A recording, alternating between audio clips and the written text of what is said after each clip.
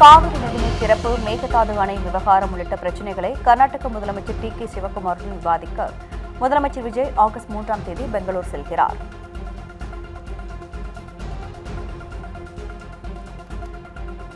இட நெருக்கடி காரணமாக சென்னை தலைமைச் செயலகத்தை மாற்ற தமிழக அரசு திட்டமிட்டுள்ளதாக தகவல் வெளியாகியிருக்கிறது. வாகன நிறுத்துமிடம் மற்றும் அடிப்படை வசதிகளில் குறைபாடுகள் இருப்பதாலும் நிதித்துறை போன்ற அலுவல்களில் பணியாளர்கள் சுதந்திரமாக நடமாடவே முடியாத அளவிற்கு நெருக்கடி இருப்பதாலும் இந்த முடிவு எடுக்கப்பட்டதாக தெரிகிறது. சென்னையின் மையப்பகுதியில் தலைமைச் செயலகத்தை இடமாற்ற ஆலோசிக்கப்பட்டு வருகிறது. நீட் விவகாரத்தில் மத்திய அரசு பதிலளிக்காததால் உச்சநீதிமன்றம் அதிருப்தி தெரிவித்துள்ளது.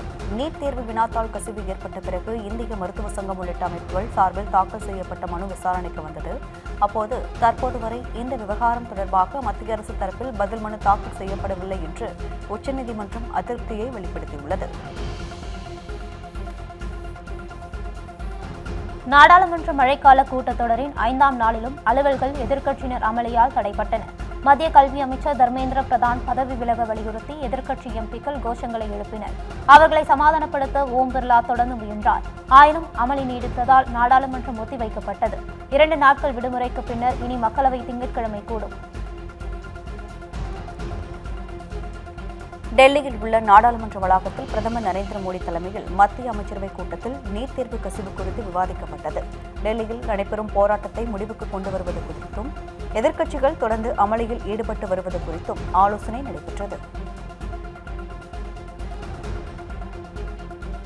வினாத்தாள் கசிவு தடுப்பு மசோதாவிற்கு பிரதமர் மோடி தலைமையிலான மத்திய அமைச்சரவை ஒப்புதல் அளித்துள்ளது.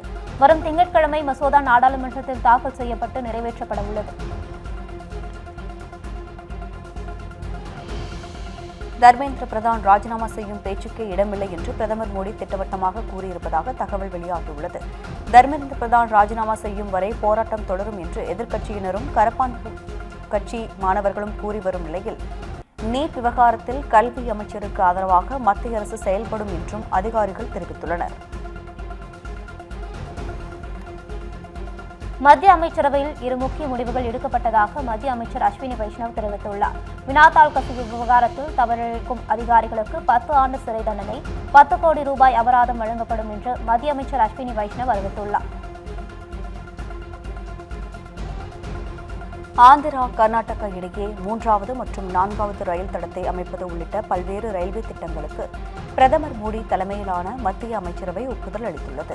குண்டக்கல், பெலாரி இடையிலான ரயில் பாதை மற்றும் முக்கிய ரயில் பாலங்கள் உள்ளிட்டவை இத்திட்டத்தில் இடம்பெற்றுள்ளன. மேலும் இந்திய ரசாயன தொழில்களுக்காக மத்திய அரசு 3000 கோடி ரூபாய் நிதியை ஒதுக்கியுள்ளது. நீட் தேர்வு வினாத்தாள் கசிவு தொடர்பாக போராடி வரும் கரப்பான் பூச்சி கட்சியினருடன் மத்திய அரசு சார்பில் 2ஆம் கட்ட பேச்சுவார்த்தை நடைபெற்றது. சுமார் 2 மணி நேரம் நடைபெற்ற இந்த பேச்சுவார்த்தையில் கரப்பான் பூச்சி கட்சியின் கோரிக்கைகள் எடுத்துரைக்கப்பட்டது. பின்னர் செய்தியாளர்களை சந்தித்த மத்திய அமைச்சர் ஜே.பி. நட்டா, போராட்டக் குழுவினரின் அனைத்து கோரிக்கைகள் குறித்தும் விவாதித்தோம் எனவும் சனிக்கிழமை 3ஆம் கட்ட பேச்சுவார்த்தை நடைபெறும் என்றும் தெரிவித்தார். மத்திய அமைச்சர்களுடன் பேச்சுவார்த்தை முடிந்த பிறகு செய்தியாளர்களை சந்தித்த கரப்பான் பூச்சி கட்சி நிர்வாகிகள் கல்வி அமைச்சர் தர்மேந்திர பிரதான் ராஜினாமா செய்வதில் உறுதியாக உள்ளோம் எனவும் அவர் ராஜினாமா செய்யாவிட்டால் நாடு தழுவிய போராட்டம் நடைபெறும் என்றும் தெரிவித்தனர். மேலும் மத்திய அரசு தங்களது 3 கோரிக்கைகளில் போராட்டக்காரர்கள் மீதான எஃப்ஐஆர்களை ரத்து செய்வது உள்ளிட்ட 2 கோரிக்கைகளை ஏற்றுள்ளதாகவும் தெரிவித்தனர். நீட் வினாத்தாள் கசிவு விவகாரத்தில் உயர்கல்வித்துறை சீர்திருத்தங்களை வலியுறுத்தி கடந்த 26 நாட்களாக உண்ணாவிரத போராட்டம் இருந்து வந்த சமூக ஆர்வலர் சோனம் வாங்சுக் மத்திய அமைச்சர்கள் ஜே.பி. நட்டா மற்றும் ஜிதேந்திர சிங் ஆகியோரின் முன்னிலையில் தனது உண்ணாவிரதத்தை நிறைவு செய்தார். இதுகுறித்து தனது எக்ஸ் தளத்தில் பதிவிட்டுள்ள சோனம் வாங்சுக், நாட்டில் வன்முறை பரவுவதை தடுக்கும் நோக்கில் உண்ணாவிரதத்தை முடித்துக் கொள்வதாக தெரிவித்துள்ளார். டெல்லியில் காவல்துறையினர் நடத்திய தாக்குதலில் இளைஞர் ஒருவர் பார்வை இழந்துள்ளதாக மக்களவை எதிர்க்கட்சித் தலைவர் ராகுல் காந்தி வேதனை தெரிவித்திருக்கிறார். காவல்துறையினர் நடத்திய தாக்குதலில் படுகாயமடைந்த இளைஞரை வந்து அவருடன் இணைந்து ராகுல் காந்தி செய்தியாளர்களை சந்தித்தார். அப்போது இவர் அமைதியான முறையில் மூவர்ண கொடிகளுடன் போராட்டம் நடத்திய போது பெல்லட் துப்பாக்கிச் சூட்டில் படுகாயமடைந்துள்ளதாக கூறினார். நீட் வினாத்தாள் கசிவு விவகாரம் தொடர்பாக டெல்லி ஜந்தர் மந்தரில் கரப்பான்பூச்சி கட்சியினர் மற்றும் மாணவர்கள் தொடர் போராட்டத்தில் ஈடுபட்டு வருகின்றனர். மாணவர்களின் இந்த போராட்டத்திற்கு நாடு முழுவதும் பல்வேறு அரசியல் கட்சியினர் ஆதரவு தெரிவித்து வருகின்றனர். இந்நிலையில் 49வது நாளாக தொடர்ந்து கரப்பான் பூச்சி கட்சியினர் மற்றும் மாணவர் அமைப்பினர் போராட்டத்தில் ஈடுபட்டுள்ளனர். டெல்லியில் உள்ள ஜந்தர் மந்தரில் நடைபெற்று வரும் கரப்பான் பூச்சி கட்சியினரின் போராட்டத்தால் டெல்லி முழுவதும் இணைய சேவை துண்டிக்கப்பட்டுள்ளது. சனி மற்றும் ஞாயிற்றுக்கிழமைகளில் போராட்டத்தில் அதிக இளைஞர்கள் பங்கேற்கக்கூடும் என்பதாலும் சமூக வலைதளங்கள் மூலம் தவறான தகவல்கள் பரவுவதை தடுக்கும் வகையிலும் டெல்லி முழுவதும் இணைய சேவை முடக்கப்பட்டுள்ளது. சென்னை நுங்கம்பாக்கத்தில் உள்ள லயோலா கல்லூரி வளாகத்திற்குள் மாணவர்கள் உள்ளிருப்பு போராட்டத்தில் ஈடுபட்டனர். இந்த போராட்டத்தில் நீட் தேர்வை ரத்து செய்ய கோரி வலியுறுத்தப்பட்டது. இதனைத் தொடர்ந்து போலீசார் மற்றும் கல்லூரி நிர்வாகம் மாணவர்களுடன் பேச்சுவார்த்தையில் ஈடுபட்டுள்ளனர். டெல்லியில் மாணவர்கள் மீது தாக்குதல் நடத்தப்பட்டதை கண்டித்து தஞ்சையில் பொதுமக்கள் ஆர்ப்பாட்டத்தில் ஈடுபட்டனர். தஞ்சை தலைமை தபால் நிலையம் முன்பு நடைபெற்ற இந்த ஆர்ப்பாட்டத்தில் மாணவ மாணவியரை கொடூரமாக தாக்கிய ஒன்றிய அரசு பதவி விலக வேண்டும் என்று வலியுறுத்தினர். மதுரையில் நீட் தேர்விற்கு எதிராக போராட்டத்தில் ஈடுபட்ட நீட் தேர்வு எதிர்ப்பு மக்கள் கூட்டமைப்பினரை போலீசார் தரதரவென இழுத்து சென்று கைது செய்த சம்பவம் பரபரப்பை ஏற்படுத்தியது. கரும்பாலை பிடி காலனி பகுதியில் நடைபெற்ற இந்த போராட்டத்தில் பங்கேற்றவர்கள் மத்திய அரசிற்கு எதிரான கண்டன முழக்கங்களை எழுப்பினர். அப்போது அங்கு வந்த போலீசார் போராட்டக்காரர்களை இழுத்து சென்று கைது செய்ததுடன் நிழற்பந்தலையும் அகற்றினர். நீட் தேர்வை ரத்து செய்ய வலியுறுத்தி சேலத்தில் கரப்பான் பூச்சி ஜனதா கட்சியினர் காத்திருப்பு போராட்டத்தில் ஈடுபட்டனர்.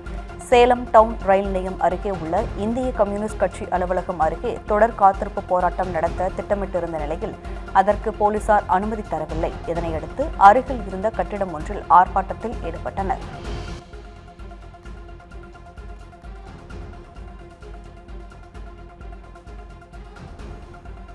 டெல்லியில் போராடும் மாணவர்கள் மீது தாக்குதல் நடத்திய போலீசார் மீது நடவடிக்கை எடுக்க வலியுறுத்தி திருவாரூர் மாவட்டம் மன்னார்குடியில் அரசு கலைக்கல்லூரியின் 200 மாணவர்கள் வகுப்புகளை புறக்கணித்து போராட்டத்தில் ஈடுபட்டனர்.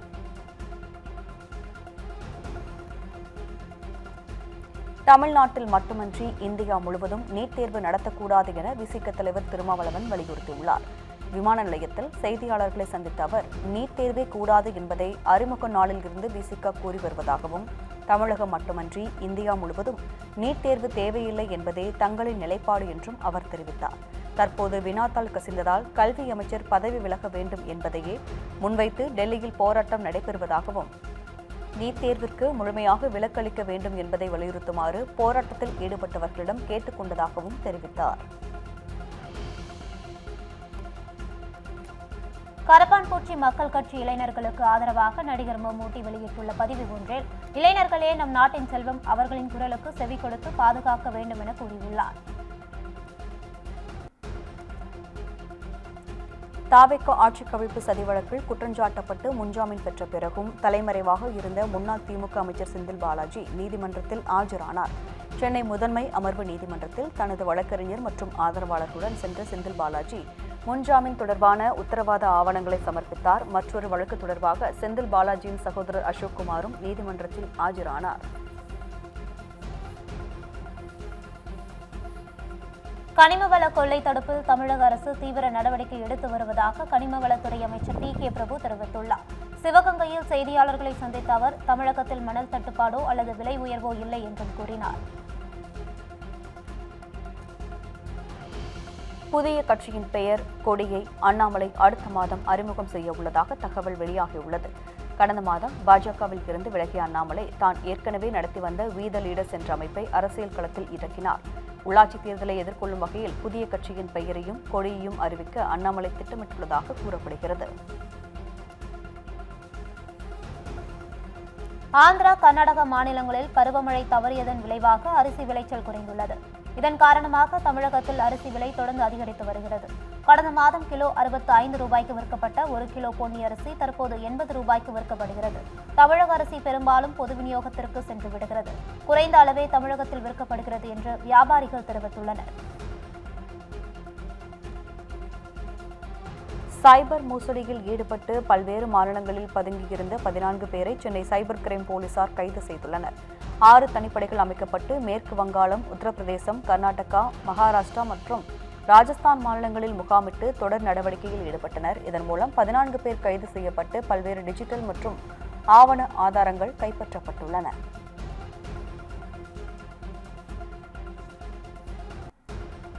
சென்னை பூந்தமல்லி கணவன் தன்னை அடித்து கொடுமைப்படுத்துவதாகவும் இதற்கு மேல் வாழ விருப்பமில்லை என கூறியும் மனைவி வீடியோ வெளியிட்டு உயிரை மாய்த்துக் கொண்டார். குழந்தையை அடித்ததால் மனைவி ஷாலினியை கணவர் செல்வின் சரமாரியாக அடித்துவிட்டு ஜிம்மிற்கு சென்றதாக கூறப்படுகிறது. போலீசார் கணவரை தற்போது கைது செய்தனர். சென்னை வானகரத்தில் ரவுடி ராஜ்குமார் வீட்டில் பெட்ரோல் குண்டு வீசப்பட்ட சம்பவத்தில் 4 பேரை போலீசார் கைது செய்தனர். கடந்த சில தினங்களுக்கு முன்பு சரித்திர பதிவேடு குற்றவாளி ராஜ்குமார் வீட்டின் முன்பு முன்விரோதம் காரணமாக 4 பேர் கொண்ட கும்பல் பெட்ரோல் குண்டுகளை வீசிவிட்டு தப்பி ஓடினர். இச்சம்பவத்தில் ஈடுபட்ட ஜீவா, லோகேஷ், ராகுல், கோகுல் ஆகியோரை போலீசார் கைது செய்தனர். செங்கல்பட்டு மாவட்டம் மதுராந்தகம் நிகழ்ந்த கோர சாலை விபத்தில் தந்தை மகன் உட்பட 3 பேர் உயிரிழந்தனர். சென்னை விமான நிலையம் நோக்கி காரில் 3 பயணம் செய்து கொண்டிருந்தனர். அப்போது அடையாளம் தெரியாத லாரி ஒன்று கார் மீது மோதியது. இந்த விபத்தில் புதுச்சேரியை சேர்ந்த கோபு மற்றும் அவரது மகன் தினேஷ், இளஞ்செழியன் ஆகியோர் உயிரிழந்தனர். திருச்சி அரசு தலைமை மருத்துவமனையில் சிகிச்சை பெற்று வந்த மூதாட்டி தமிழ்குடியின் கால் கட்டை விரலை எலிகள் கடித்து குதறிய சம்பவத்தை அடுத்து அரசு மருத்துவமனையில் உள்ள ஐசியு வார்டில் எலிகள் சுற்றித் திரியும் வீடியோவை நோயாளிகளின் உறவினர்கள் சமூக வலைதளங்களில் பதிவிட்டனர்.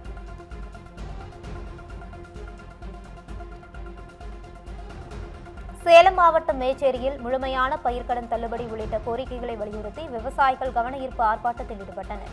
மேச்சேரி பேருந்து நிலையத்திலிருந்து ஒன்றிய அலுவலகம் வரை பேரணியாக சென்று கோரிக்கை மனுவை அதிகாரிகளிடம் வழங்கினர். தேனி அருகே 10 லட்சம் ரூபாய் மதிப்புள்ள மது பாட்டில்களை தோட்டத்தில் பதுக்கி வைத்திருந்த தோட்ட உரிமையாளர் சிவக்குமார் மற்றும் அவரது மகன் நிஜன் ஆகியோரை போலீசார் கைது செய்து விசாரணையை மேற்கொண்டு வருகிறார்கள்.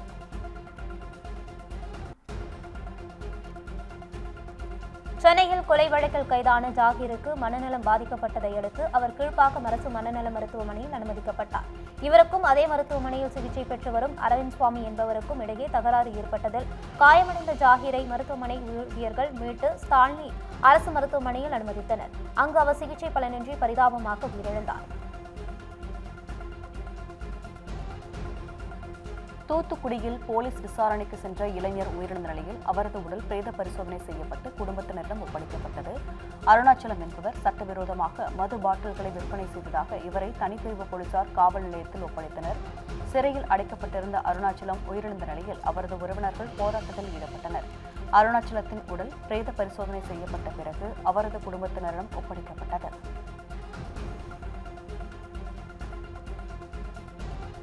திருப்பத்தூர் மாவட்டம் ஆம்பூர் அருகே போலீசார் பொய் வழக்கு போடுவதாக கூறி விடுதலை சிறுத்தைகள் கட்சியினர் கண்டன ஆர்ப்பாட்டத்தில் ஈடுபட்டனர். வடச்சேரி பகுதியில் கடந்த சில தினங்களுக்கு முன் நடைபெற்ற கோவில் திருவிழாவில் இருதரப்பினரிடையே ஏற்பட்ட மோதலில் ஆம்பூர் தொகுதி விசிக நிர்வாகி தினேஷ் மீதும் கல்லூரி மாணவி சந்தியா மீதும் உமராபாத் போலீசார் ஒருதலை பட்சமாக பொய் வழக்கு பதிவு செய்துள்ளதாக அவர்கள் குற்றம் சாட்டினர். கரூர் மாவட்டம் ராயனூர் பகுதியில் செயல்பட்டு வரும் டாஸ்மாக் கடையை அகற்றக் கோரி பொதுமக்கள் சாலை மறியல் போராட்டத்தில் ஈடுபட்டனர். குடியிருப்பு பகுதி அருகே செயல்பட்டு வரும் டாஸ்மாக் கடையில் மது அருந்த வரும் மதுப்பிரியர்கள் குடித்துவிட்டு ரகளையில் ஈடுபட்டு வருவதோடு முகம் சுளிக்கும் வகையில் நடந்து கொள்வதாக அப்பகுதி மக்கள் குற்றம் சாட்டினர்.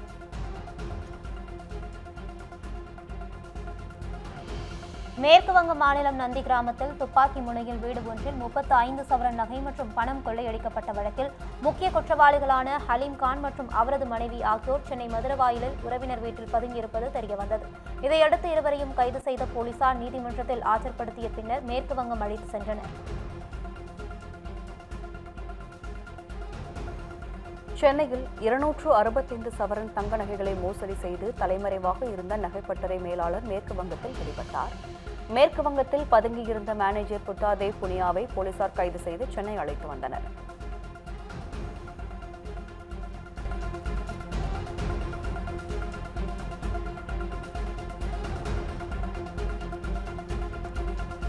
திண்டுக்கல் மாவட்டம் கொடைக்கானல் ஏரி சாலையில் கார் தலைகீழாக கவிழ்ந்து காரில் பயணித்த 4 பேர் காயமடைந்தனர். மதுரையிலிருந்து கொடைக்கானலுக்கு சுற்றுலா வந்த 4 இளைஞர்கள் அதிவேகமாக காரை இயக்கிய நிலையில் ஓட்டுநரின் கட்டுப்பாட்டை இழந்த கார் மின்கம்பத்தில் மோதி தலைகீழாக கவிழ்ந்தது. நீலகிரி மாவட்டம் குன்னூர் அடுத்த சேலாஸ் பகுதியில் நுண்ணிய பூச்சிகள் தொல்லை அதிகரித்ததைத் தொடர்ந்து தேயிலை தோட்ட தொழிலாளர்கள் குடியிருப்பு பகுதியில் 2வது நாளாக மருந்துகள் அளிக்கும் பணி நடைபெற்றது.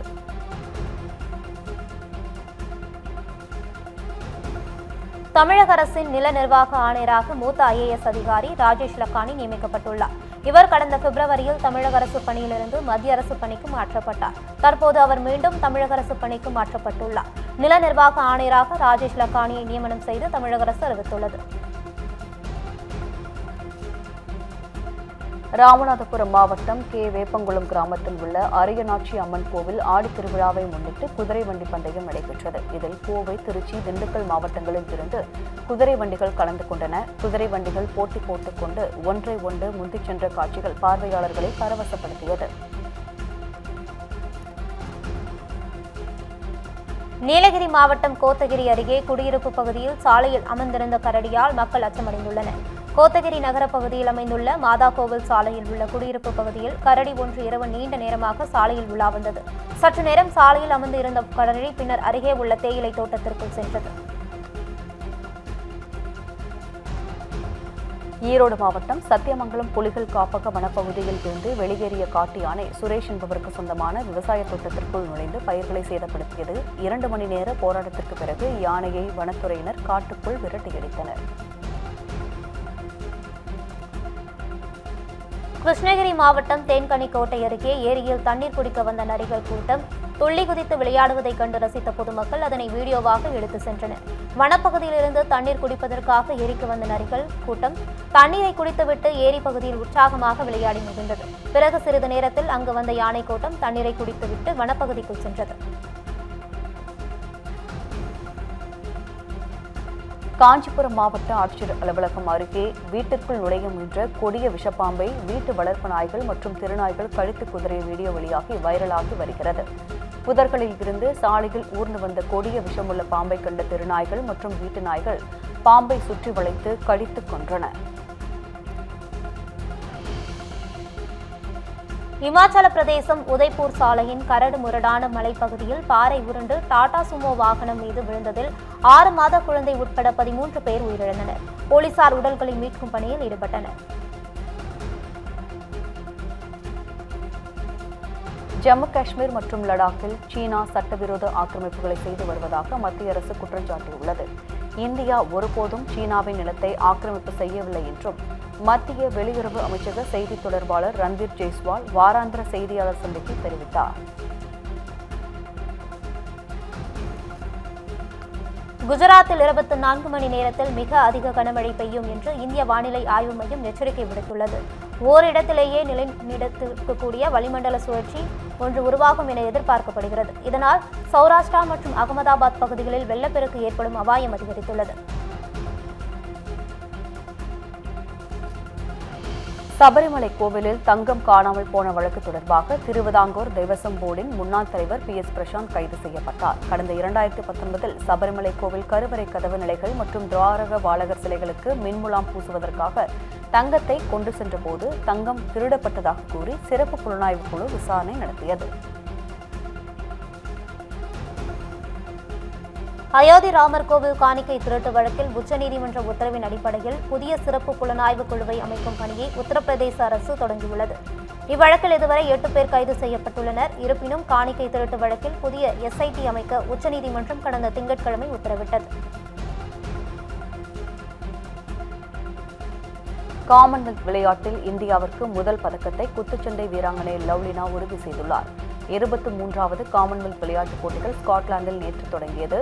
இந்நிலையில் போட்டிக்கு முன்னதாகவே 75 கிலோ எடைப்பிரிவின் அரையிறுதி சுற்றுக்கு குத்துச்சண்டை வீராங்கனை லவ்லினா போர்கோஹென் நேரடியாக அரையிறுதி சுற்றுக்கு தகுதி பெற்றார். ஈரான் மீது கொடூரமான தாக்குதல் நடத்துவோம் என அமெரிக்க அதிபர் டொனால்டு ட்ரம்ப் மிரட்டல் விடுத்துள்ளார். ஈரான் மீது அமெரிக்கா தொடர்ந்து 13வது நாளாக தாக்குதல் நடத்தி வருகிறது. அந்த வகையில் ஈரான் போதுமான வலியை உணர்ந்ததாக தெரியவில்லை. இதனால் ஈரான் மீது இன்னும் கொடூரமான மிகப்பெரிய தாக்குதலை நடத்த உத்தரவிட்டுள்ளதாக ட்ரம்ப் கூறியுள்ளார். இந்தியாவில் இருந்து அமெரிக்காவிற்கு இறக்குமதி செய்யப்படும் பொருட்களுக்கு நிலையாக 10% வரி விதிப்பதாக அமெரிக்கா தெரிவித்துள்ளது. 60 நாடுகளுக்கு அதிகமான வரிகளை விதித்த ட்ரம்ப் இந்தியாவிற்கு சலுகை வழங்கியுள்ளார். உற்பத்தியில் கட்டாய உழைப்பு பயன்படுத்தப்படுவது தொடர்பான விவகாரத்தில் இந்தியா எடுத்த நிலைப்பாட்டை அடுத்து இந்த அறிவிப்பு வெளியாகியுள்ளது. சவுதி கப்பல்கள் மீது ஹவுதி கிளர்ச்சியாளர்கள் தாக்குதல் நடத்தியுள்ளனர். மேற்காசியாவில் அமெரிக்கா மற்றும் ஈரான் இடையே மீண்டும் மோதல் ஏற்பட்டுள்ளது. இதன் காரணமாக ஹார்முஸ் ஜலசந்தியில் கப்பல் போக்குவரத்து பாதிக்கப்பட்டுள்ளது. பஹ்ரைனில் அமேசான் நிறுவன கட்டமைப்புகள் மீது தாக்குதல் நடத்தியுள்ளதாக ஈரான் புரட்சிகர காவல் படையினர் அறிவித்துள்ளனர். ஈரான் அமெரிக்கா இடையேயான போர் நிறுத்த ஒப்பந்தம் கடந்த மாதம் ரத்து செய்யப்பட்டது. அதைத் தொடர்ந்து ஈரான் மீது அமெரிக்கா தாக்குதல் நடத்தி வருகிறது. இந்நிலையில் பஹ்ரைனில் உள்ள அமேசான் நிறுவனத்தின் தரவுகள் மையம் மீது ஈரானின் புரட்சிகர காவல்படை தாக்குதல் நடத்தியுள்ளதாக ஈரானிய புரட்சிகர காவல்படை அறிவித்துள்ளது. குழந்தைகளை கொல்லும் அமெரிக்க ராணுவத்திற்கு உளவுத்துறை தகவல்களை வழங்குவதில் ஆதரவு தந்து முக்கிய பங்காற்றும் அந்நாட்டு நிறுவனமான அமேசானின் கட்டமைப்பு மீது தாக்குதல் நடத்தி அது அழிக்கப்பட்டுவிட்டதாக தெரிவித்துள்ளது.